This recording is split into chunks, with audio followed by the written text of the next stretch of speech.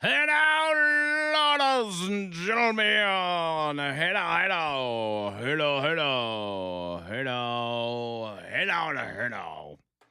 Hour number two of the Line Talk 99.5. Trump, I believe, taking questions at this point. Then we'll kind of get back to our discussion about the documentary called The Crash and also corruption going across all the small towns across America and in Alabama, which I think people are really wanting to talk about that. So we'll get into that. Let's just hop over to the president real quick. Proof walls. We have things. You need a place like this, but this is being made as a gift from me and other people that are great patriots that spend a lot of money. We're building what will be the finest ballroom anywhere in the world.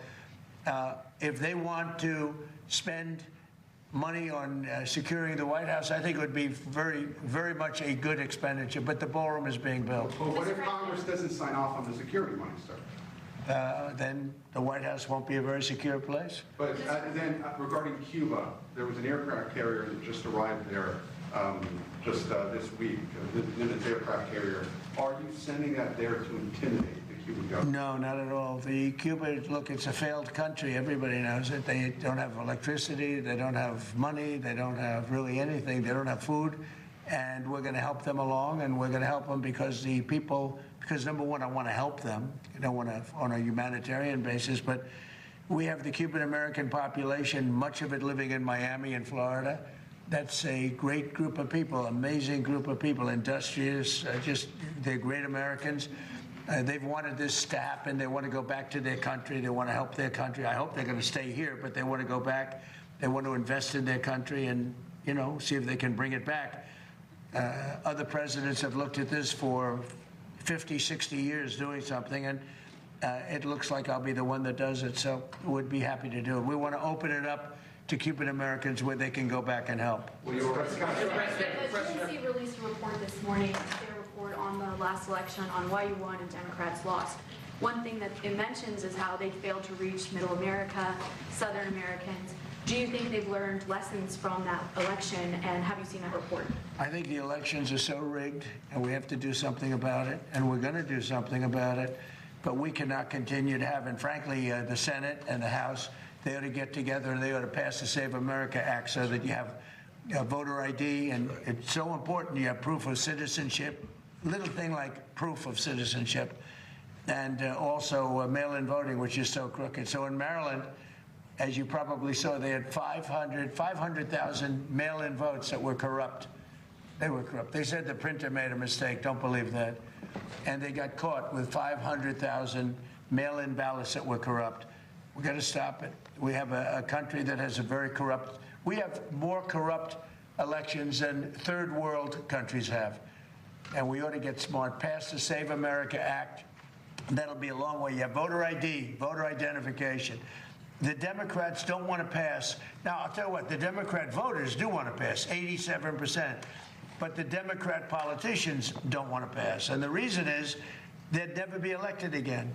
Because with their policy of open borders, transgender for everyone, I call it transgender mutilization of your children for everybody, men playing in women's sports, all of the stuff that they do, high taxes, they want a tax hike. They voted in favor of high taxes. They voted against a tax cut.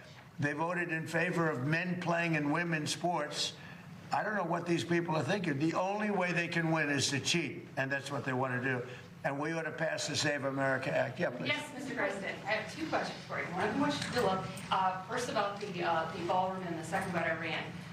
First, I'm curious, what is the stone that you're going to be using? And I ask that for a reason, because I live in Stafford County, and you know a lot about history and stuff like that. So you know the stone that was quarried for the Capitol and the White House is from Stafford County. They still have quarries, so infant, down there. We're using marbles and granites, mostly marbles and granites. All right, excellent. And then my second question is, the Vice President mentioned the other day there would be accommodations, they were willing to make accommodations with the Iranian deal. Could you kind of expand on those possible accommodations? Does that include... When you say combination of what? Accommodations, he's talking about accommodations as far as making a deal going. Is that I don't know, I can't tell you. Right now we're negotiating, and we'll see. But either we're going to get it one way or the other. They're not going to have a nuclear weapon. when people hear it, because oftentimes they won't put up the second part of the sentence having to do with, I'll say, this is more important than anything that we have to talk about, and usually they'll cut it off, the fake news. I said, because this is the nuclearization of a country that some people would say is somewhat crazy, and we cannot let Iran have a nuclear weapon. That's all it is. We can't let it. You will have a nuclear war in the Middle East, and that war will come here. That war will go to Europe. We cannot let that happen, and it won't happen. It's not going to happen. That's more important than anything else. We can't think, I can think of nothing that's more important than the fact that we cannot let Iran have a nuclear weapon, and we won't. Yeah, Jeff? Following up on that, sir, Iran is negotiating with Oman to set up a formalization of charging tolls in the Strait of Hormuz. Is that acceptable to you? Well, we're looking at it. We hear about it. They've negotiated. They've had a relationship with them before, and we'll see. We have total control of the Strait of Hormuz, as you know, with our blockade. The blockade's been 100% effective. Nobody's been able to get through. It's like a steel wall. It's our Navy.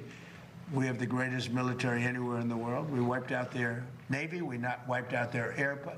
I think they're down to about, I would say we knocked out 85% of their missile capacity. It's very hard for them now to build missiles, to build drones. We have great drone technology, anti-drone technology now that, frankly, we didn't have even 2 months ago. We have unbelievable drone technology, both for making them and also for knocking them down.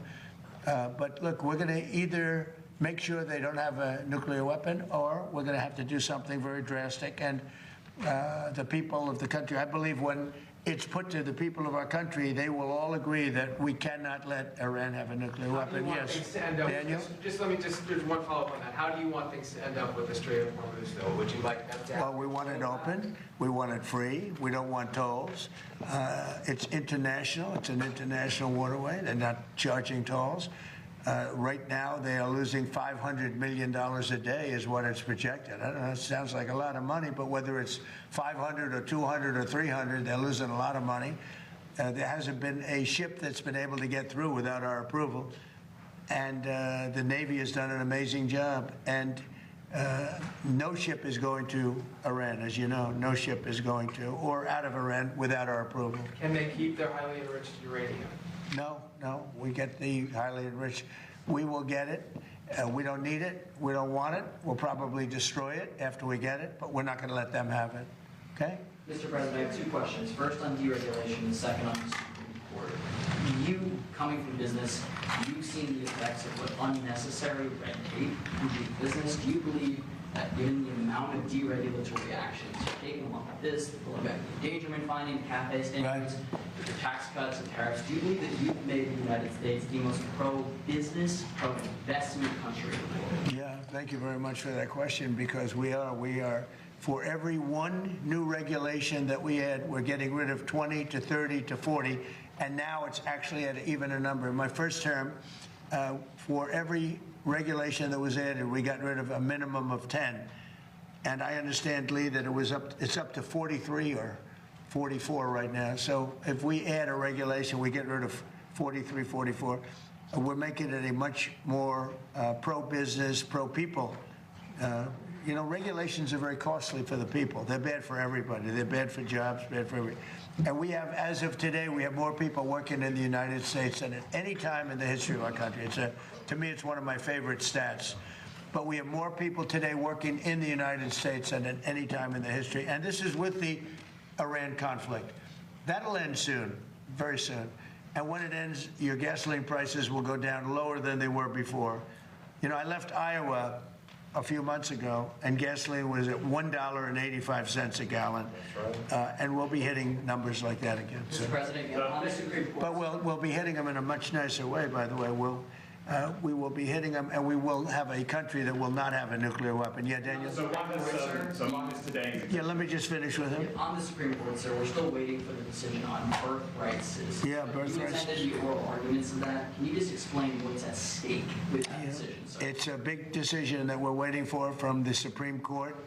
We had a terrible tariff decision. They cost our country a fortune. They said do it a different way. We're doing it a different way, but We're going to most likely have to pay back $149 billion. All they had to do is put a little sentence in there, half a sentence, saying that any monies paid don't have to be paid back. You know, you're talking about the people in many cases that hate our country. Give them back money. It was a terrible decision. And it's not going to affect because we do the tariffs a different way. The tariffs are what's bringing in all of this money. It's really made our country rich, modernly rich. Now we have another one coming up, which is birthright citizenship. And we're the only country in the world that has it. You step into our country and you're all of a sudden a citizen. You come in a certain way. This was not meant for Chinese billionaires to have their children become citizens of our country. This was meant, or other rich people, poor people. This was meant for the babies of slaves. This was signed right after the Civil War. You look at the dates alone, immediately after. This was having to do with the babies of slaves. And people have used it. And if this is allowed to stand, it will be a disaster economically for our country. And you'll have 25% of the people coming into our country coming in through birthright citizenship. And we won't have any control. This decision by the Supreme Court is a very big one. They'll probably rule against me because they seem to like doing that. You know, frankly, I'm not happy with some of the decisions. Look at NIL. Look what they've done. Look what the courts have done to college sports. They're destroying college sports. They're destroying universities. But birthright citizens, a big deal. And literally, if that's allowed to stand, and again, this was a civil war. This was right after the Civil War, and it has to do with the babies of slaves. It doesn't have to do with the babies of very rich people coming into the country. One of them came in with 57 children, okay, 57 children. They're using the system, and it's usually people that hate our country, if you want to know the truth. Birthright citizen is done by no other country in the world the way we're doing it. We're a laughing stock. And if the Supreme Court approves that decision, they have done a great disservice to the United States of America, just like they did a great disservice by costing us $149 billion on tariffs by saying do it a different way. Get the same result, do it a different way. We should have won that decision. We had a very strong, very powerful dissent. We had 3 dissents. So it wasn't like a unanimous decision by any means. We had very powerful dissents. When you read that dissent, people that read that dissent say, you really should have won this case. We should have won that case on tariffs. That case cost our country $149 million. It goes to people that hate our country. So now we have another one coming up, birthright citizenship. It would be a disgrace. It would be a disgrace if the Supreme Court of the United States allows that to happen. Remember what I said, 20 to 25% of the people coming into our country will come in through birthright citizenship. They'll become citizens through birthright citizenship, and it'll cost us numbers that are, I don't even think they're doable. And it's all up to a couple of people. And I hope they do what's right. Birthright citizenship is a disgrace. The fact that, look at the people that are bringing the suit. Study the people that are bringing the suit. These are not people that love our country, I can tell you that. Mr. President, when is today's executive order on AI been postponed? Because I didn't like certain aspects of it. I postponed it. I think it gets in the way of, you know, we're leading China, we're leading everybody, and I don't want to do anything that's going to get in the way of that lead. We have a very substantial on AI. It's causing tremendous good, and it's also bringing in a lot of jobs, tremendous numbers of jobs. Again, we have more people working right now than we've ever had. I really thought that could have been a blocker, and I want to make sure that it's not. Mr. President, your heart. Mr. President. Wait 1 second. With President Xi last week, did you discuss AI safeguards? Who? What? In China last week with President Xi, Yes. did you discuss AI I did. safeguards? No, I discussed it. And he acknowledges how well we're doing. We're doing well. He's doing. It's the two of us. The 2 countries are fighting for it. Other countries Are way behind, way behind. They're fighting for it. They want it. Everybody wants it, but they're way behind. But I didn't want to do it. I postponed that meeting. It was a press conference. It was a signing, actually, because I didn't like what I was seeing. Mr. President, a few moments ago, the Commission of Fine Arts approved your design, the design for your arch. Do you think you need congressional? Oh, that's good news. I finally get good news. Do you think you need What was the vote? Do you know what the vote was? What was the vote? I've just seen the headline here. I don't have the exact vote. But So we're building what's called the Triumphal Arch right opposite the Arlington Memorial Bridge, right by Arlington Cemetery. It's beautiful. It's the Arc de Triomphe would be the one that you would probably know in Paris. It's one of the most beautiful. It's a very similar size, slightly larger. We have to do slightly larger. It doesn't have to be a lot larger. Otherwise, you'd all be disappointed in me. But it's even far more beautiful. And I think that the Arc de Triomphe is beautiful. It's, you know, a couple of 100 years old, but I think it's beautiful. And some arcs go back over 1,000 years. And it's called a triumphal arc. It's usually done for victories in war and things. And 59 of them in the world. And some are really beautiful. And we're the only major, Washington, D.C., which should be number one. We're the only important and major city that doesn't have one. We don't have a triumphal arch. So it was meant to be built for many years. The circle going up to the bridge, it was, people pass that circle, they say, why isn't something built here? And so that's very good. We just got approval from Fine Arts. That's fantastic. right, but you need Congress to sign off on it. No, we don't. No, we're doing it. It's the land is owned by the Interior Department. We don't need anything from Congress. Are you attending your son's wedding this weekend, by the way? He'd like me to go, but it's going to be just a small little private affair, and I'm going to try and make it. I'm in the midst. I said, you know, this is not good timing for me. I have a thing called Iran and other things. That's one I can't win on. If I do attend, I get killed. If I don't attend, I get killed. By the fake news, of course, I'm talking about. No, but he's got a very person who I've known for a long time, and hopefully they're going to have a great marriage. Mr. President, actually to add to the art, I just actually passed by it on my way here. Right. Saw that the paint flags, and Right. there's just geese that are there all the time. Right. So it's perfect. How long will that take? And also, I have to say, I have to pass along something for my mother, because she drove in with me.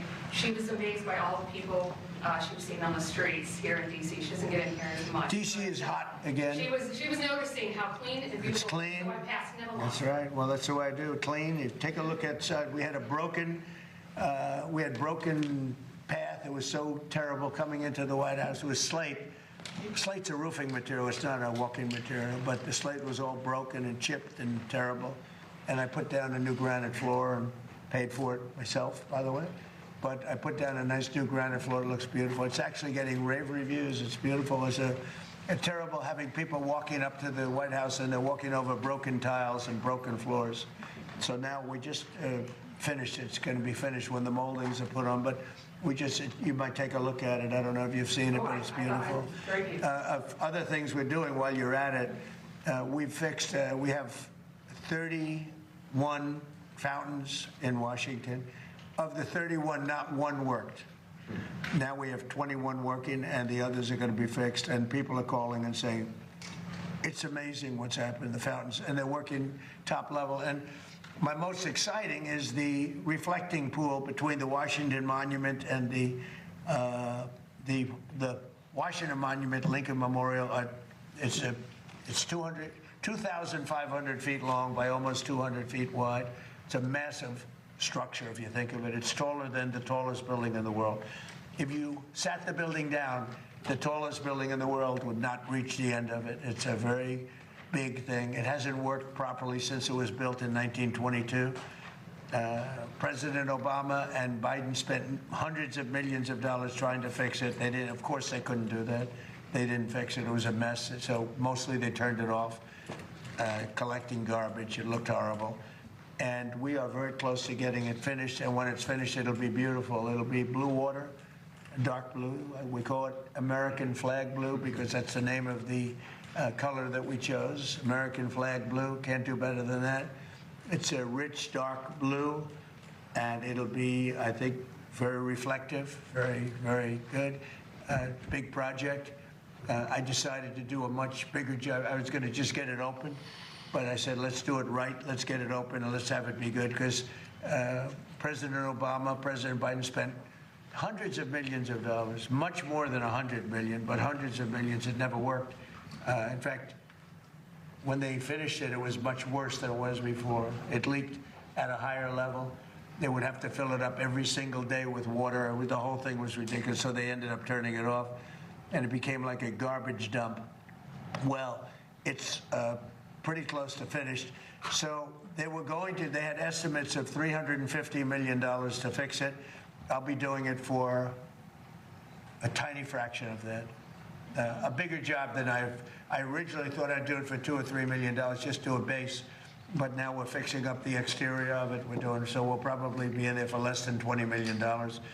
And the estimate was going to be using a different method, 350. It was going to take 4 years, 350 million. I'll be doing it in basically a couple of months for less than $20 million. That includes all of the exterior base, which I never included in my original numbers.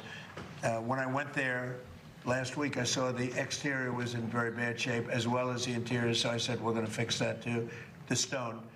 It's going to be beautiful. When that's done, you might see it. It's probably 3/4 done. We have rain delays. We get a lot of delays, but that will be something special. The reflecting pool in front of the Lincoln and Washington monuments. I think it's going to be incredible. It's largely done. If you want to go see it, you can see it before we put the water in. The key is to have it done before July 4th. We want to see if we can have it done before July 4th. But we have about 20 or 21 of the water features in Washington open.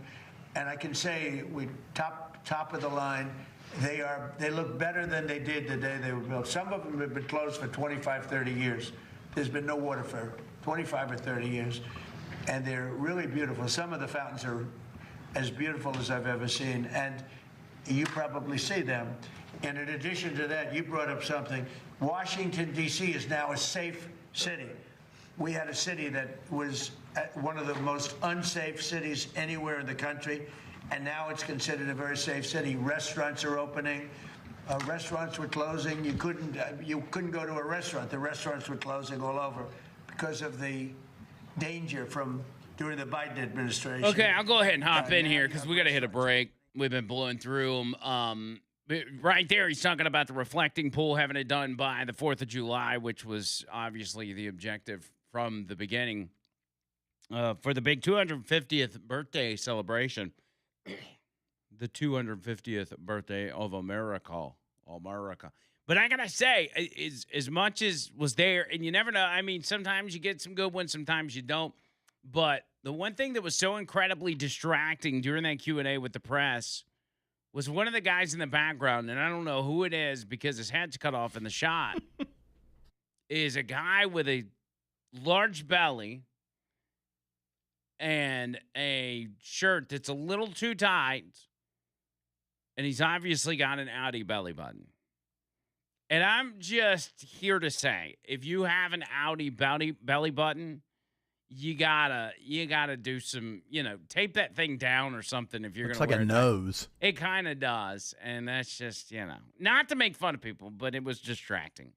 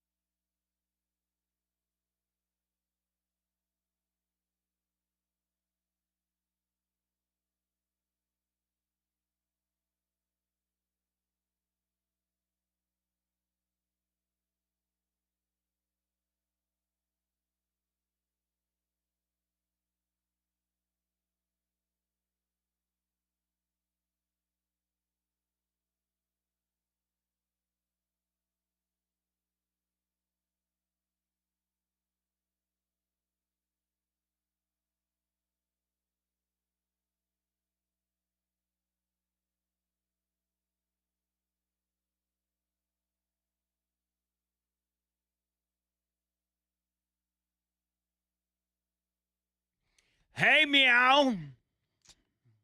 Got it right off the bat. Hey now, hey now, hey now. That was lazy. Why was that lazy?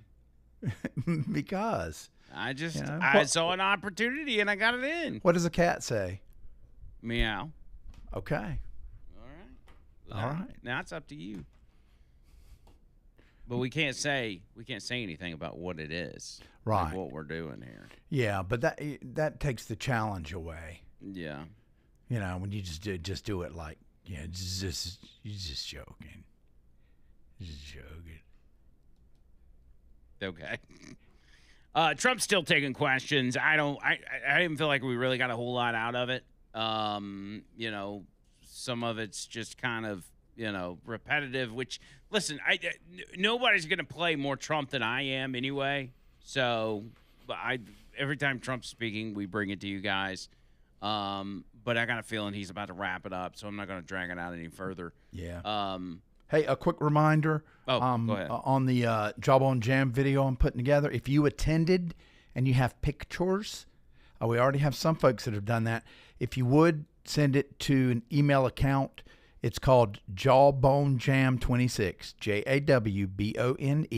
JAWBONEJAM 26 at gmail.com. That's jawbonejam26 at gmail.com. Why don't you tell them one more time so they don't forget? Okay, that's jawbonejam26 at gmail.com.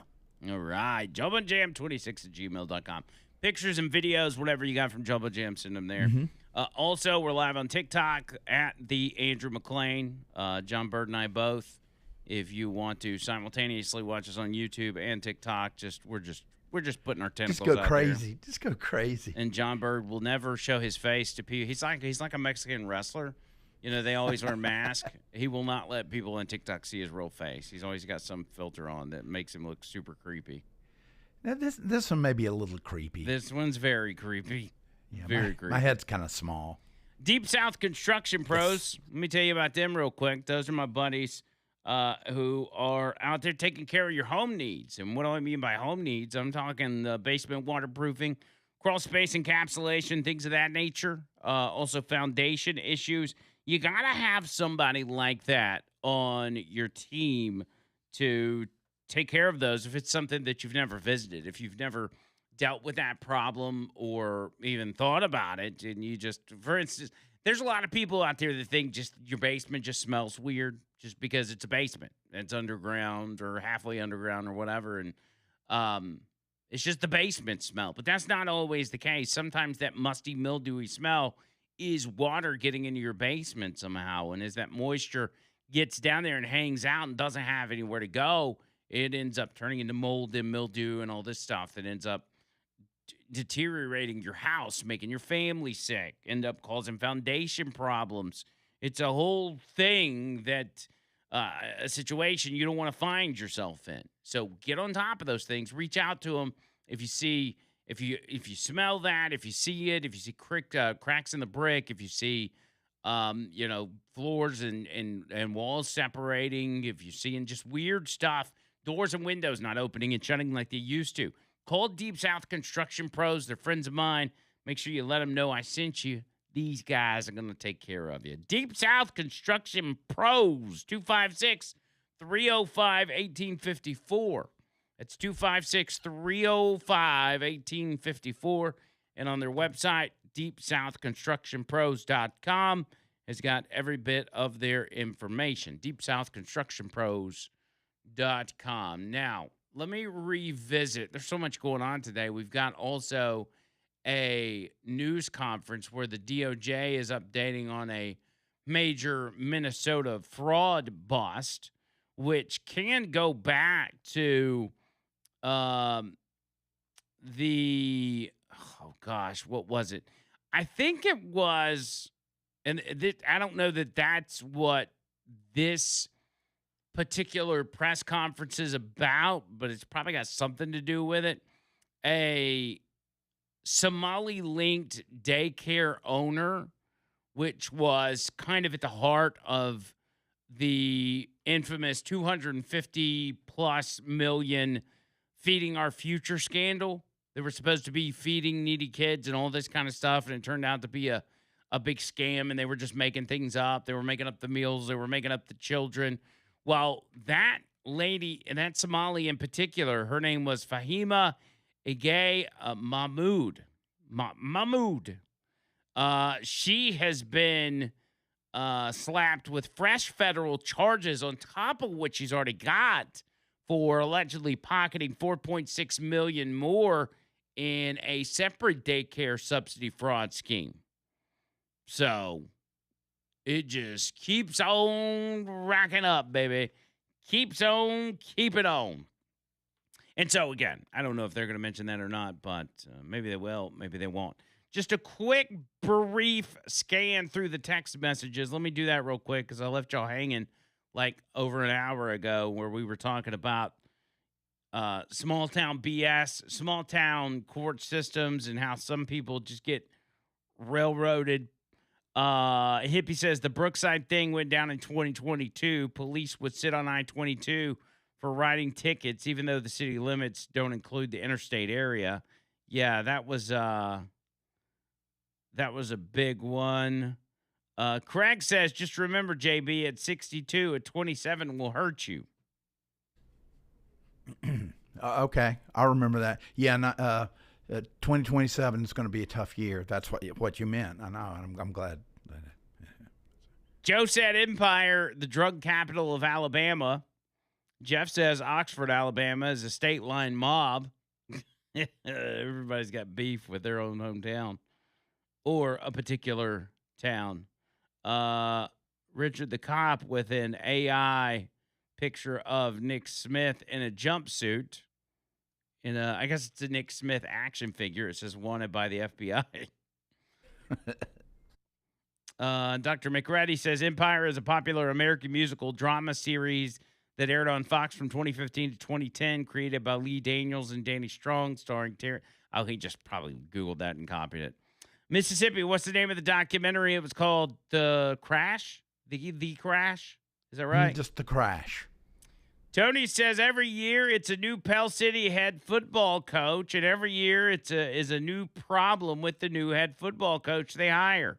Most of the time it's because of the Pell City Board of Education and the city of Pell City good old boys system. I have noticed that. Is there a reason or a backstory behind why Pell City seems to constantly be hiring a new football coach every year?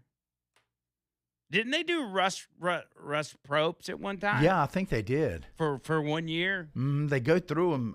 Yeah, I don't know. That is interesting. They just want to win, baby. They just want to win. Bubba Rumble, once again, Jay Bizzle proves he's the Nacho Libre of talk radio. With your disguise. You. Yeah, well, you know. That is probably pretty accurate. I'm a mysterious kind of guy. Yeah. Now, with the fraud announcement, they have Dr. Oz and RFK Jr. there at that press conference, which is interesting. And that is probably going to be it's going to be related to, I guess, healthcare fraud. They say that even with the massive amount of fraud going on in Minnesota, that once they get to the meat and potatoes of the fraud that's going on in California, it's going to make Minnesota look like child's play. They say 15 indictments in Minnesota for over $90 million that they're announcing. The fraud in Minnesota is shocking. I tell you what, I don't want to do this the whole show because I don't want to just blow through the entire deal with press conferences. But let's, just for the sake of argument, JB, let's go real quick live to Minneapolis with this press conference in the DOJ. To tackle this crisis, and it is a crisis in Minnesota, earlier this year, the Department of Justice surged 11 strike force prosecutors from across the country to be here on the ground fighting the rampant fraud targeting our taxpayer-funded programs. And large numbers of agents from our partners at the FBI, HHS-OIG, HSI, IRSCI, and others joined our prosecutors to rapidly unmask fraudulent actors in Minnesota.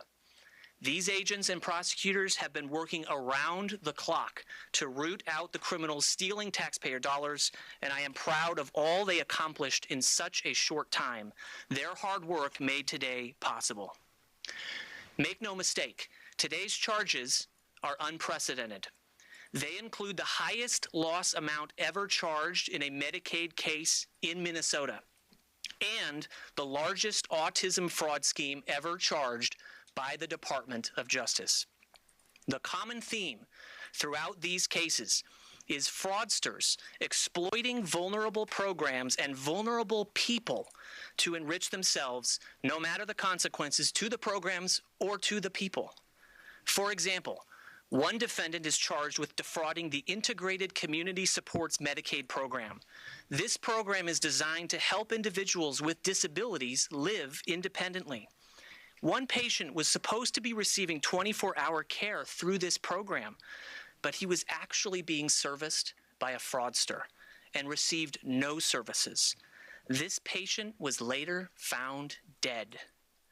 Meanwhile, the architect of this fraud scheme was billing Medicaid as if he was providing care to this patient. The defendant even submitted a claim of over $400 for services he never provided the day before this man died. In another example, two defendants have been charged for defrauding a program designed to offer medical services to those with autism spectrum disorder. As alleged, the defendants paid kickbacks to parents who brought their children to autism centers, diagnosed children with autism regardless of medical necessity, and billed for autism services that were never actually provided. In one final example, two defendants have been charged in an over $22 million fraud scheme involving the Individualized Home Supports Program. This program was meant to support disabled individuals who wanted to live in their own homes. Instead, these disabled individuals were used like lottery tickets by these defendants to generate millions of dollars, which these defendants used to expand their real estate holdings, purchase luxury vehicles, and splurge on expensive jewelry. We will not, full stop, tolerate this greed and deceit. We will not let fraudsters bankrupt Medicare and Medicaid the same way that they bankrupted the Housing Stabilization Services Program. As mentioned, this is just the beginning. With the support of President Trump, Vice President Vance, Acting Attorney General Blanche, Chairman Ferguson and the White House Anti-Fraud Task Force, Secretary Kennedy, Dr. Oz and his team, and the entire federal fraud-fighting apparatus, the Department of Justice will continue expanding our reach across the country to pursue all fraud, no matter how large, no matter how small, no matter how hard. Since April 1st, DOJ's Fraud Division has announced over 450 fraud enforcement actions nationwide, representing billions of taxpayer dollars. And this week already, we're delivering results coast to coast with a trial conviction in Brooklyn involving a $40 million drug distribution and fraud scheme, and a trial conviction in Los Angeles involving a $40 million Botox injection fraud scheme. To expand our reach, we are announcing today the expansion of the healthcare fraud Midwest Strike Force to Minnesota and the hiring of 15 additional prosecutors dedicated to combating Medicaid fraud nationwide. These additional resources will ensure that the DOJ's Fraud Division will be better equipped to stop fraud and hold criminals accountable. My message to the Minnesota community and to all of America is this: if you see something that seems too good to be true, tell us. In some areas, such as in the daycare prosecutions we announced today, a culture of fraud has taken root, where child care centers even offer kickbacks to parents to enroll their children. If something sounds good to be true, it is. Do the right thing, speak out, help us win the fight against fraud. And now my message to the fraudsters is this: eat drink, and be merry today, because your days of frolicking and freedom are numbered. We are doing everything we can to find you. And when we do, we will prosecute you, and we will claw back every dollar you have stolen from the American people. We will not rest until every fraudster knows that the cost of stealing from the American people is far higher than any scheme is worth. Thank you all for being here. I'll now turn the podium over to Secretary Kennedy. Okay, so that's Colin McDonald, which is the assistant or the deputy secretary of the fraud team, so fraud task force, I guess. So interesting, a lot of interesting things that they laid out there as far as what they've uncovered thus far. And RFK now has a chart out there where he's kind of explaining in further details to how much fraud was happening. But you heard the details there, and that was crazy. That's crazy stuff. And they're uncovering more and more every single day. So we're going to keep our eye on that. We'll hit the break, come back on the other side. Got a lot of other stuff to talk about, so I'll hit you with some of those headlines. 205-545-9950. That's 545-9950. You're listening to The Line, Talk 99.5.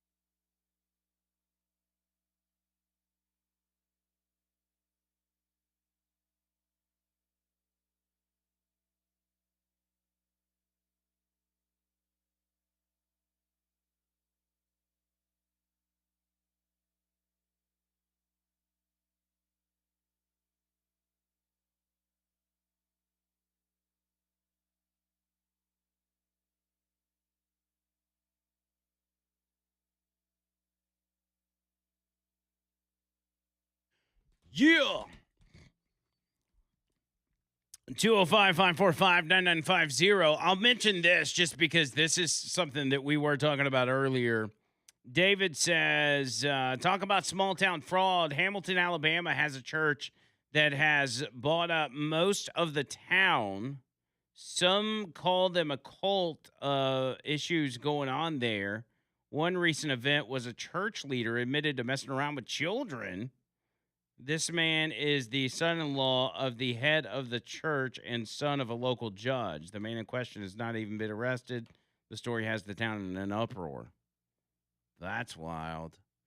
That sounds familiar, doesn't it? Yeah, well, it sounds like, as far as the aspect of a church coming into town and starting to buy up large swaths of property, that's what Church International over in Warrior is doing, right? And why so many in that community have their tiki torches out and are upset about that whole deal. Haven't heard a lot about that lately. So I don't know if that's calmed down or what, but people get crazy and they call it a cult. Listen, I don't know anything about Church International over in Warrior or whatever. Maybe it's a cult, maybe it's not. I don't know. I don't know what they do, but I'll tell you this: I wouldn't invest your soul. I wouldn't rely on a church to save your soul. I'll tell you that much. Oh, not a church. My churches are always going to let you down at some point or another.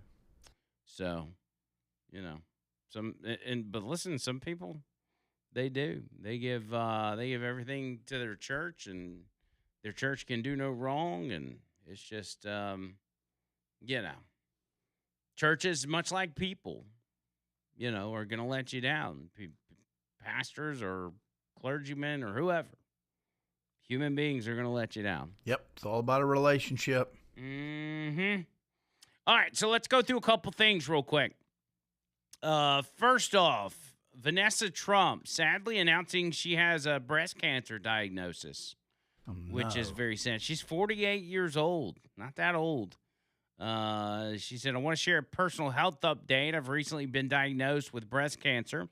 While this news While this isn't news anyone expects, I'm working closely with my medical team on a treatment plan. She said, I would like to thank my doctors for performing a procedure earlier this week on me. I am staying focused and hopeful while surrounded by the love and support of my family, my kids, and those closest to me. Thank you for your kindness and support. It truly means more than I can express. This is Trump's former daughter-in-law that was married to Don Jr., and was also dating Tiger Woods. Is she still dating Tiger Woods, even with Tiger Woods' issues? Not sure. I think she is. But that's very sad to hear because she seems like a pretty cool, pretty good person. So we'll send up prayers for her. Also, I want to quickly touch on, and I'll have to do this when we get back, but Donald Trump yesterday, as he was departing was it a Coast Guard graduation ceremony? Yes. In Connecticut, and he was stopped by reporters at Joint Base Andrews before boarding the plane, or maybe he had just gotten off of Air Force One. And was asked a lot of questions and gave a lot of answers, as Donald Trump always does, but pointed out a couple things that I think are important, especially for, Americans that are so bent out of shape about particular issues. It's something that I personally just want to point out. We'll do that next in hour number 3.